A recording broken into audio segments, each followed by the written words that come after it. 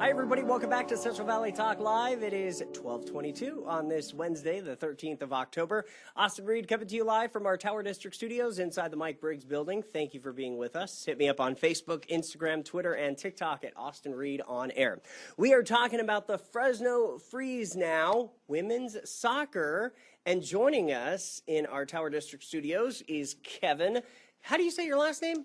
Botterill, okay. And you are the executive director of the Fresno Freeze. You guys are in the off season now.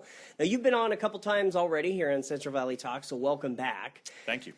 Tell me a little bit about what's happening with the Freeze as you guys are in the off season right now. Yeah, so, our last game was right at the end of July. We've had a couple of months of kind of reviewing the season and lessons learned and what do we do well, what do we do badly, and now we're really gearing up to move forward to make sure that next season's as successful on the field and off the field as it can be. So we're really in that planning stage right now. How long have you been with the Fresno Freeze now? So my organization took over the Fresno Freeze early last year, back in kind of March, and we had to hit the ground running because the season, when we took over the franchise, it seemed doubtful there would be a season with the COVID situation, and then things opened up and we got to play very, very quickly. And so this was a lot of kind of learning on our feet of running the organization, and we had a successful year in spite of that, but we're really excited about having a real full off season to build the roster, to get a lot of the off the field stuff planned.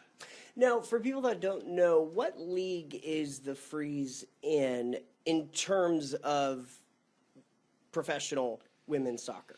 So the WPSL, the Women's Premier Soccer League, is the second division of soccer in the U.S. So the top division is the only truly professional division that exists, and then the WPSL is the division directly below that. So to give you some context, about 50% of the players each year that are drafted into the professional league have played in the WPSL, and it's a similar percentage of players that are currently with the U.S. women's national team that played within our league. So you have some really good, you have some good staff. Yeah, no, absolutely. I mean, there's we've played. We had a U.S. under-19 international on our squad this year. Our very first game of the season, we were playing an Australian under-23. There were 6 or 7 members of the U.S. under-21 team that we were playing against. So it's a lot of the very best players that are maybe still playing in college participate in this league because they can play in it without losing their eligibility, because it's a pro-am league. So those teams that are dedicated amateur teams like we are able to have these top level players without them losing their college eligibility. Yeah. Where do you guys play at again? So this past season we played at Fresno City College. It was a great home for us. We were really excited to be there. The field is great. Oliver Jamond and Eric Solberg do a great job with their programs there, and it was nice to kind of pack it out and get 500-600 fans in there. And nice. It was really, really nice experience. Isn't it cool to see that Fresno's supporting you guys? Oh, for definite. I mean, we knew if we put on the right kind of performances on the field and the right kind of experience, we'd get fans there, and packing that place out and having we had a couple of the supporters groups there, Esquadron and Fresno Skulk that were big and chanting and playing drums and kind of throwing smoke bombs and doing the whole thing. It was a real experience to be there. Tell me a little bit about you have a couple things that are going to be happening through this winter. One is a combine, right? Yeah, so we every winter we'll do a combine, which is basically like an open call for players that are interested in playing in Fresno Freeze. And so the date to that is still to be announced, but we're looking at January. Okay. And I'd recommend any players high school and above that think they have what it takes to play at this level. Yeah. Dust off your boots, come out and check it out, and see if you can earn a spot in the Freeze. And typically, kind of following on from that, we will have a schedule of games throughout the spring. Typically, we'll play some scrimmage, some friendlies against local college teams and some other teams like that. And the squad that makes up that group is largely from the combine. And then by the time the season comes around and our college level players and other players kind of come back in there, some of those players that have been playing throughout the spring are going to continue and earn their spot, and they get that place to keep playing. Others kind of retract back to more of a practice role. But the opportunity is there for them to earn a spot for definite. Talk a little bit about how proud you are to be a part of this organization. Honestly, it's nice now to look back and reflect on it. Like I kind of alluded to earlier, we took over the franchise assuming we weren't going to get to play.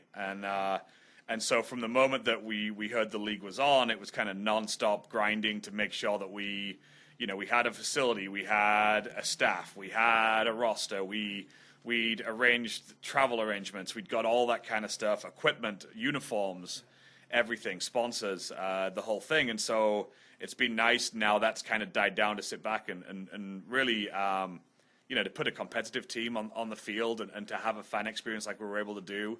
I'm so lucky to be surrounded by the coaching staff we had, the other support staff we had, the volunteers that kind of pitched in and really made a really successful first year back for us and laid a good foundation for what I think should be a really top-level franchise going forward in Fresno. Now, as of right now, how many players do you have that's going to stay with you through the upcoming season? That's a difficult number to put your finger on. Okay. We had, about 38 to 40 players that were rostered with us throughout the year at different times. Some came in late from college commitments and other things like that. A couple left early through injuries and that kind of stuff. And we would expect that the vast bulk of those to return. But we're also excited for newcomers. Part of what makes the team successful is the experience. And a lot of these players were playing the WPSL for the first time this year. Right. With COVID cutting it short, with Fresno Freeze not existing for a year or so before that.